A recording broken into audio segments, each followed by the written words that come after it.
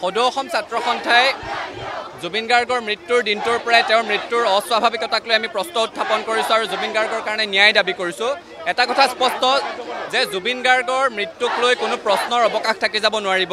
কি পৰিপ্ৰেক্ষিতত কাৰ গাফিলতিত কি ধৰণে মৃত্যুক সাৱটি ল'লে তাৰ তন্ন তন্ন উত্তৰ অসমৰ ৰাইজক লাগিব আৰু তাৰ কাৰণে আমি কৈছোঁ যে এটা ক্ষিপ্ৰ পানী নসৰকা তদন্ত হ'ব লাগিব। ন্যায় কেতিয়া পাব? যেতিয়া দোষীয়ে কঠোৰ দৃষ্টান্তমূলক শাস্তি পাব। তাৰ কাৰণে তদন্ত হ'ব লাগিব ক্ষিপ্ৰ পানী নসৰকা। তাৰ কাৰণে SITয়ে এনে এখন চাৰ্জশ্বিট প্ৰস্তুত কৰিব লাগিব যিখন সাক্ষ্য প্ৰমাণেৰে সৈতে কটকটীয়া আৰু যিখনৰ জৰিয়তে দোষীয়ে আইনৰ সৰুঙাৰে সাৰি যোৱাৰ কোনো অৱকাশ নাথাকিব।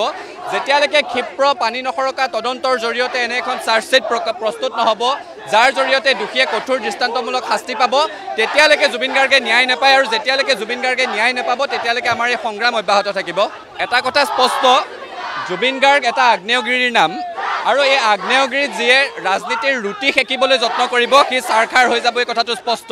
অসমৰ মানুহে জুবিন গাৰ্গক লৈ ৰাজনীতি সহ্য নকৰে। সেয়া শাসক দলেই হওক বিৰোধী দলেই হওক, জুবিন গাৰ্গৰ মৃত্যুক লৈ ৰাজনীতি কোনো ধৰণেৰে অসমত হ'বলৈ দিয়া নহ'ব। জুবিন গাৰ্গক ন্যায় দিব লাগিব। এই মুহূৰ্তত কোনো ধৰণৰ ৰাজনৈতিক চল চাতুৰি কথা বতৰাই আমাক ন্যায়ৰ সংগ্ৰামখনৰ মূল লক্ষ্যৰ পৰা লক্ষ্যভ্ৰষ্ট কৰিব নোৱাৰে, এই কথা স্পষ্ট।